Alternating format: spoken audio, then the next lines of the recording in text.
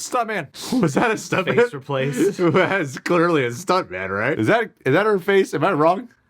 No, look at their faces. Look! Oh my God! Look at their faces. Yeah. Look at those CG on faces. Their heads are. Oh, that is not For sure. Especially Clint. When we first saw, because we're sitting like further back when we're watching the show, so we don't have as good a look. But when we first saw, I was like, that doesn't look real. Yeah. And then he slowed us down. Wow, that really doesn't look real. Yeah.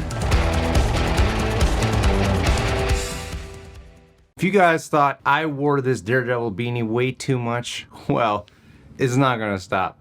If he's supposed to be in Spider-Man No Way Home, if this is Kingpin and Hawkeye, I'm gonna be wearing this so much more now. It's gonna be my new hair. It's gonna be permanently attached to my head. Guys, new Rockstars. We didn't catch the first two breakdowns because that was Thanksgiving weekend. But we're here now, bringing this to you late. Hawkeye 1x3 Easter eggs and breakdown from the man boss. New Rockstars was on my shirts. Yeah. Got so many orders. So much on that Cyber Week sale. Can't keep wearing this one or the other 2, 3. All right, let's do it. Welcome back to New Rockstars. I'm Eric Voss, and this is a breakdown of Hawkeye Episode 3, Echoes, which beautifully shifts perspective to Echo Maya Lopez, now confirmed to answer to a guy who probably crushes heads in car doors. Oh, yeah. I haven't seen that in a minute. From Hawkeye's trick arrows to the clever camera work to the cryptic ways they make us say, Uncle! Say uncle! Uncle! There is so much to break down, so let's go back through this episode scene by scene for everything you might have missed. The episode opens with young Maya Lopez, I assume age 7 or so because their writing workbooks say grade 2. Darnell Bisa, who plays young Maya, looks significantly younger than the other kids in her class, which both makes us feel her intimidation while also hinting she's intellectually advanced for her age. 2007 is 5 years before the origin story flashback we saw for Kate Bishop, and even before Tony Stark became Iron Man in 2008-2009.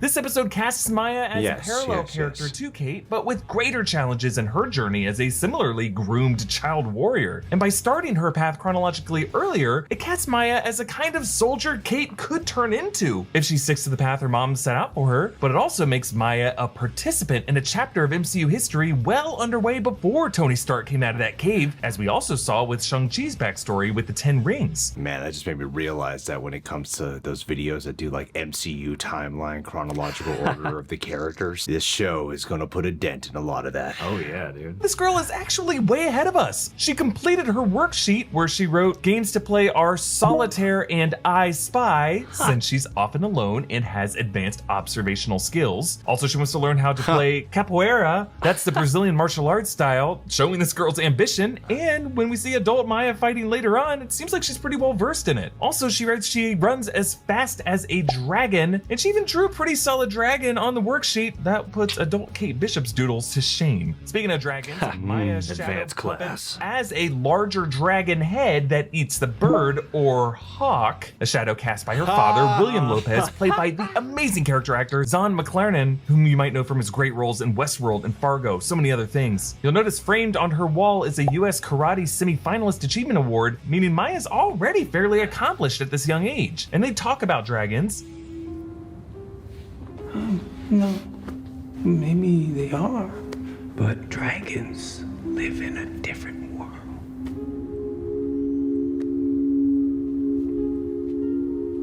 That would make them stronger. So this way, Maya ends up seeing herself as a unique being who must toggle between two worlds. You can also draw a connection to the Great Protector and Dweller in Darkness from Shang-Chi, both of which are powerful beings who have to toe the line between worlds. I mean, we can't forget Iron Fist.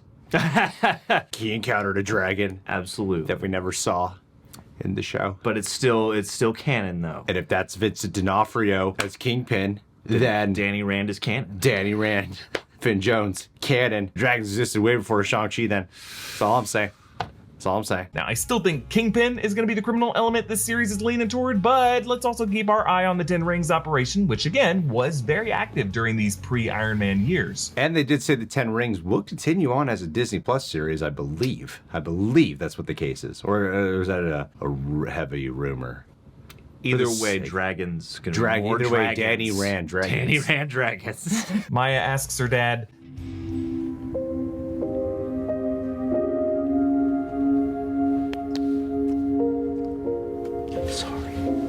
Yeah, it's implied that William might be in some sudden financial trouble connected to his work with the tracksuits and Uncle. It's just another parallel to Kate Bishop, whose father similarly faced some mysterious financial hardship followed by his departure, and instead the girl being groomed by a more nefarious mentor. And you'll notice William has a chest tattoo of triangles arranged in a sun pattern. Later on, as an adult, Echo gets that same pattern stitched into her leather jacket as a way to tribute him. Then Wow. the Brooklyn Karate Nice. Academy. Wow.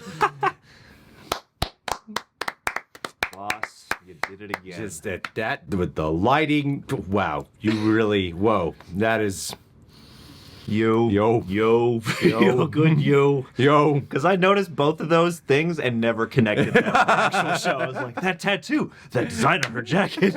Then at the Brooklyn Karate Academy, one kid gets thrown to the mat. Nothing in the scene calls attention to this, but the credits of this episode Luke list Cage. this kid as Little Kazi, meaning Maya and Kazi know each other as kids. So the second tracksuit exits the building. Well, obviously their boss is there. So I think this school might be a training ground for young recruits of Uncle's organization. You can actually see how that second tracksuit is neat. leading the instructor of this class outside, almost as if to have a chat, maybe about which kids are showing promise. The camera work Terry cleverly Silver. masks Maya's right foot behind her backpack to make her prosthetic foot more of a reveal. Then this Fisky moment.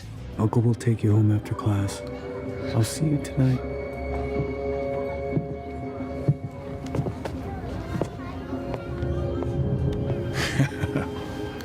That does sound like him. Seems like Uncle is going to be revealed as Wilson Fisk Kingpin, at least going by the fact that Kingpin is the boss of the tracksuits and of Maya Lopez in the comics that the show is based on. Also, the show's references to a head of organized crime and the location of Lot New York Palace Hotel, which in Daredevil Season 3 is the same hotel that Fisk buys. Also, this is a Batman auto repair shop, etc., Yes. etc. But in this specific shot, listen to the sound mixing. They give Uncle's footsteps heavier thuds compared to William's steps.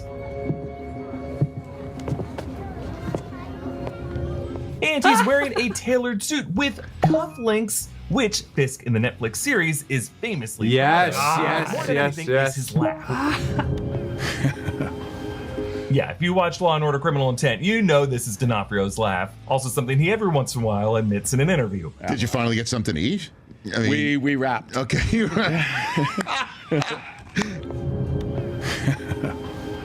Yes, that breathy, high-pitched chuckle, it just sounds to me like a possible younger 2007 era Wilson Fisk. Yeah, there's no doubt it's Wilson. It's got, unless they're just doing that to mislead us. Yeah, we didn't say it during the reaction, but in the comic, the manufacturer, he is the head of the Tracksuit Mafia. He's very heavily involved with the story. He's not in it throughout, but he's an important part of it. And there were just so many signs pointing towards it. And like, yeah, it just seems like it would be Kingpin. Yeah, and I didn't even draw I forgot all about the hotel. And the hotel. Yeah. Well, yeah, and it's like, these are actual, because it's not Mephisto again, where it's like little threads. It's like these are direct nods to the character, and they've also talked about, like, I feel like it's the worst kept secret of the shows is that they want to get Wilson Fisk back at some point. Oh boy, yeah. And that laugh too, especially. Oh, dude, it's him. So we got to adult Maya, Alaqua Cox, now in a boxing gym. I did look for signs whether this could be Fogwell's gym of Matt Murdock, but I don't know if this is even in New York because there's like an Illinois state champion sign back there. But then she pulls up to Fat Man Auto Repair, again, assuming Trust a Bro Moving Company is an in-joke with the tracksuits. Seems like a front that they might have named in honor of their own big boy Kingpin boss. It's not that he's even fat. It's kind of like Bane fat, like Tom Hardy Bane fat. He's actually super, super duper muscular. He's fat buff.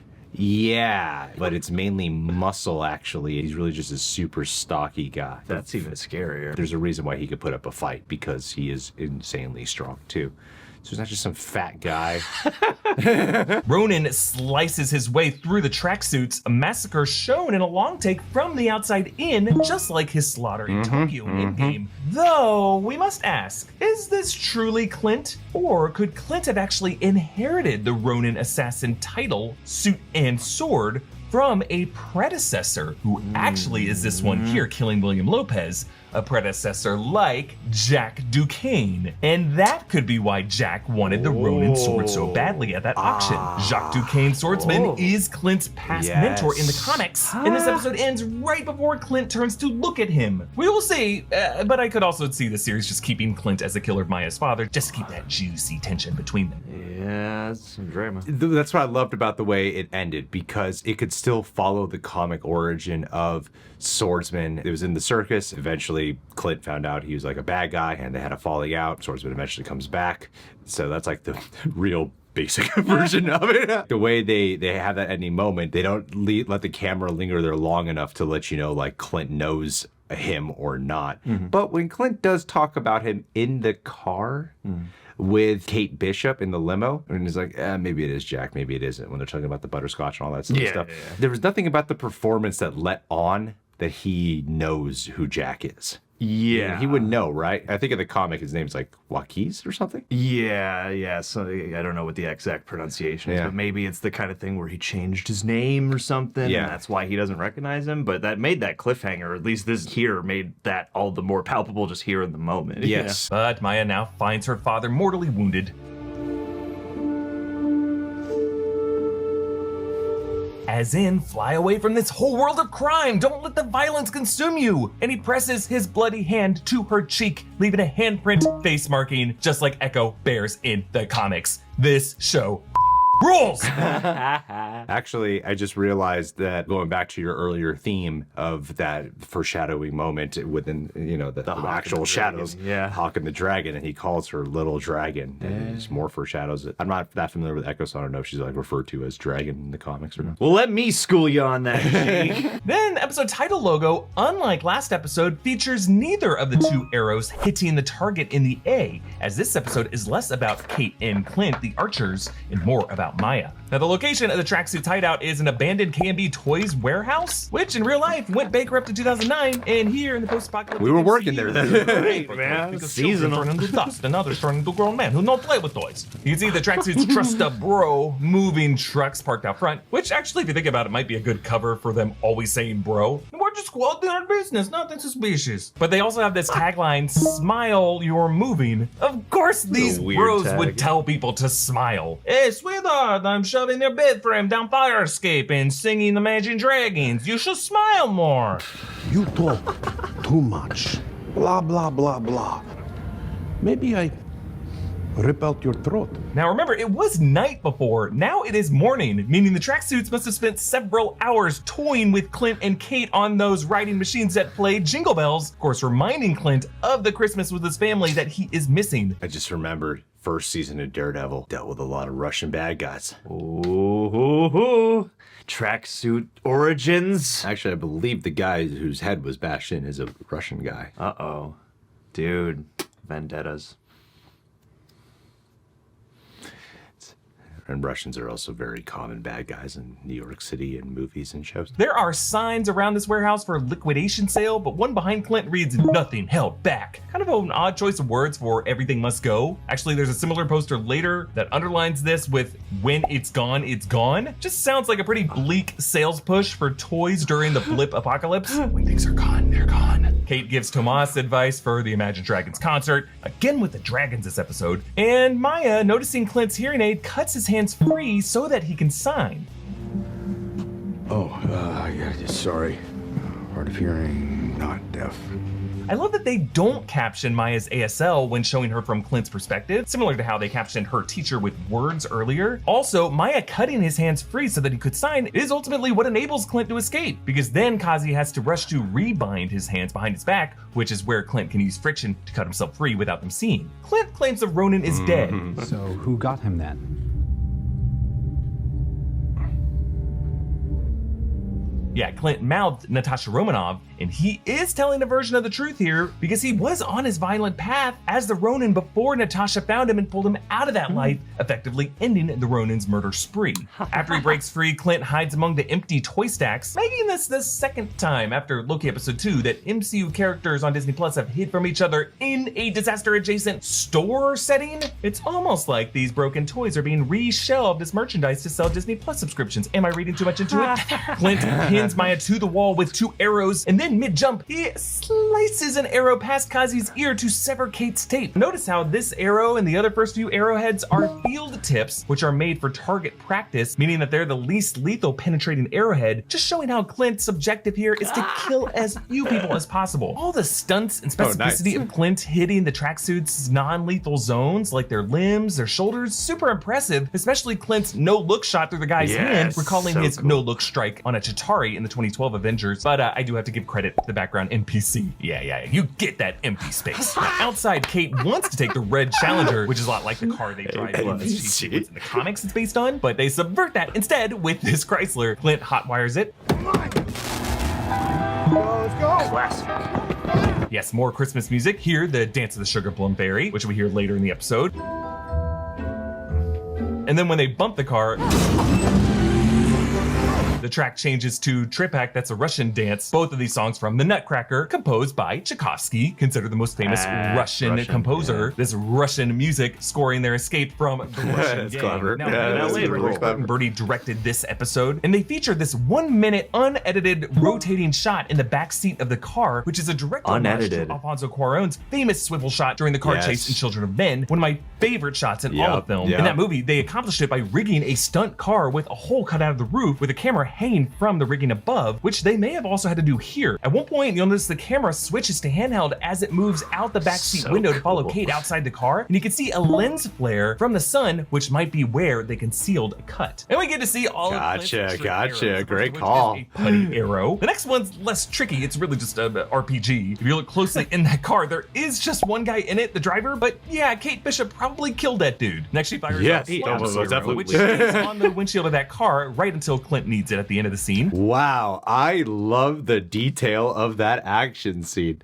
Something as minor as that. She hits the Challenger with the plunge arrow, and then he goes and grabs it way later on in the action scene, and it's going by so quick that it's such great attention to detail on the choreography and the staging of the sequence. Oh yeah, that is so clever. Because in the moment it feels completely random, but then it's like super useful when it comes time. It's great. And it doesn't feel like a Chekhov's arrow or anything like that. And then this wire release arrow that snares a bunch of Christmas trees to the truck. If you think of this in terms of comedic heightening, this is totally Home Alone, even with the Tchaikovsky music that John Williams totally ripped off for his score for Home Alone. And the bad guys are getting all sticky first, and then they get covered with Christmas decor. There's a reason we love this. Then Clint fires a Pimtech arrow at a normal arrow that Kate brings down, resizing it to be gigantic and somehow not destroying the suspension bridge. Of course, we call it Clint and Ant-Man's teamwork in Civil War. This arrowhead is stamped with the Pym logo, so Hank Pym himself must have engineered this and approved it. It glows blue, the color of the Pym resizing discs when they are set to grow mode. Like many of these goofy trick arrows, it just seems like all of Pymtech, contrasting Stark Tech, was really designed to be less lethal in general. And perhaps Hank Pym is now the chief armorer of this faction of the Avengers. Look, we all know that the basic difference is Stark Tech is nanotech and machinery,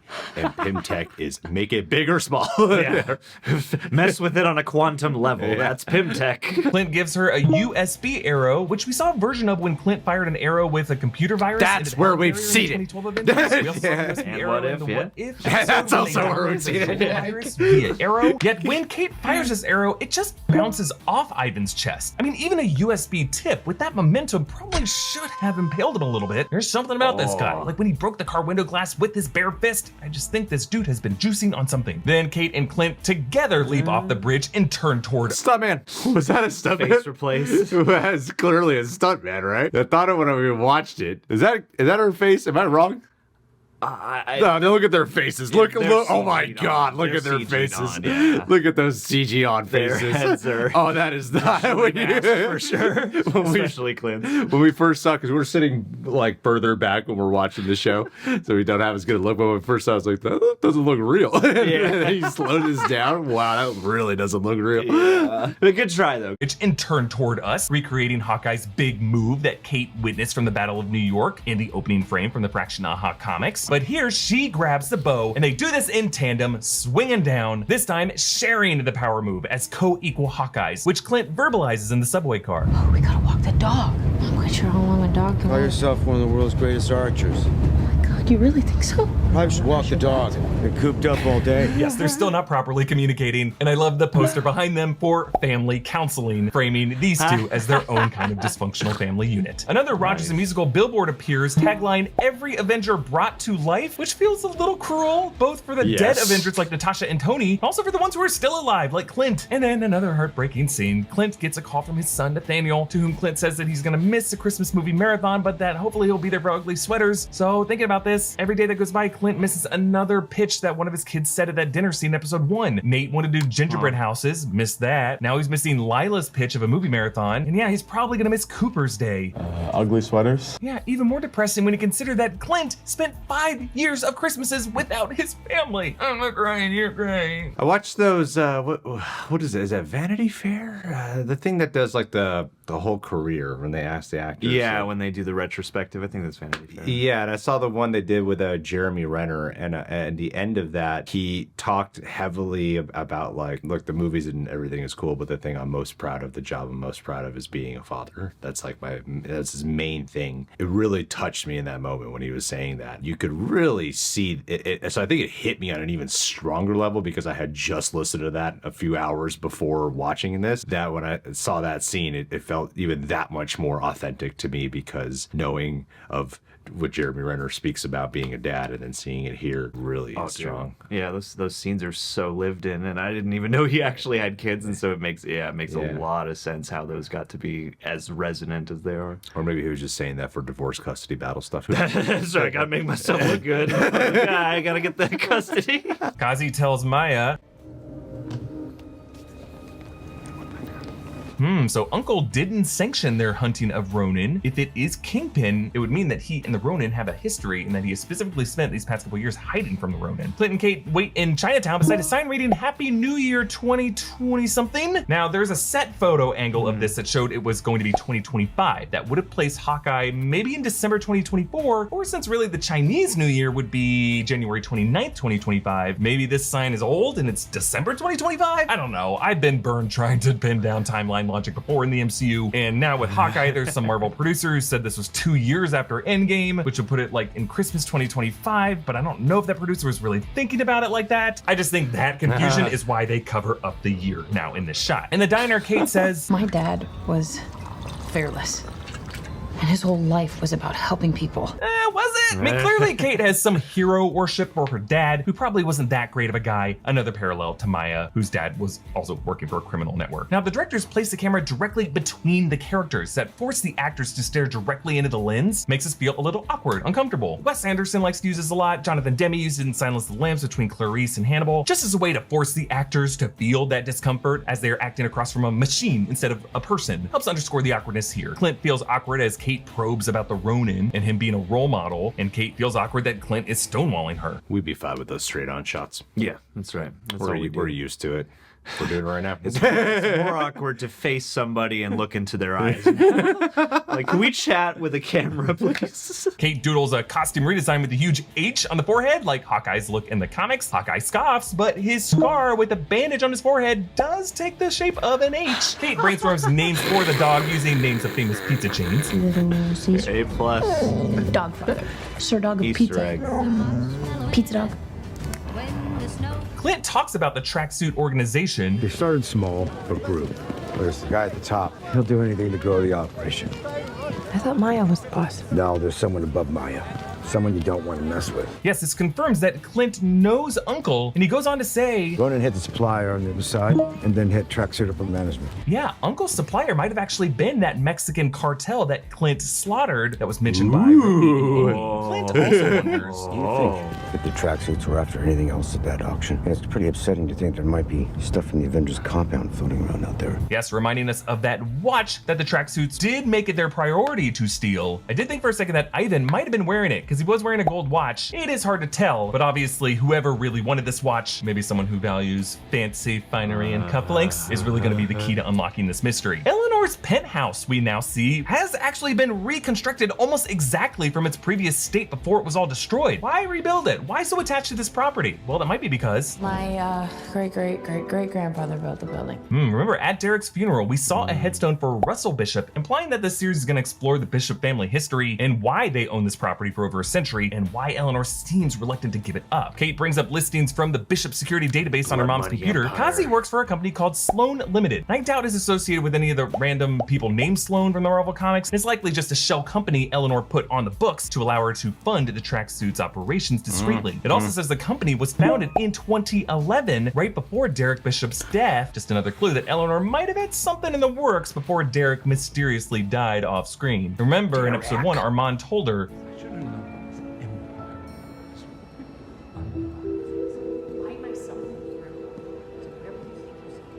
I've got powerful friends too, but I don't want to mess with them. implying that Armand believed Eleanor's success was actually due to an association with someone, probably Uncle Willie. Also on this list is the name Kemp M, which could refer to Michael Kemp, who in Daredevil Season 3 was a Rikers inmate from whom Matt Murdock tried to get information about Wilson Fisk's Jack extends the Ronin sword right in front of Clint's neck. From the right side of the screen to the left across Clint's neck, the same framing used to foreshadow Armand's death, we think, by this sword during the auction episode 1. And we cut to black before Clint turns, making it still up in the air if Clint and Jack might have had a past relationship, and that sword might have indeed previously belonged to Jack before it belonged to Clint. One last detail that might be nothing, but I wanted to point it out anyway. During the closing credits, the cast names are all designed to have extending arrows from the letters. Most actors have both an up and a down arrow in their name, except 4 actors who only have down arrows: Jeremy Renner, Tony Dalton, Fra Fee, and Vera Farmiga. Perhaps a clue pointing to which characters might not make it out of this series alive: Clint, Jack, Kazi, Eleanor? Time will tell. Hey, you can support this channel by checking out our great merch at NewRockstarsMerch.com. Follow me on Instagram and Twitter at EA Voss. Follow New Rockstars. Subscribe to New Rockstars for more analysis and breakdowns of everything you love. Thanks for watching. Bye.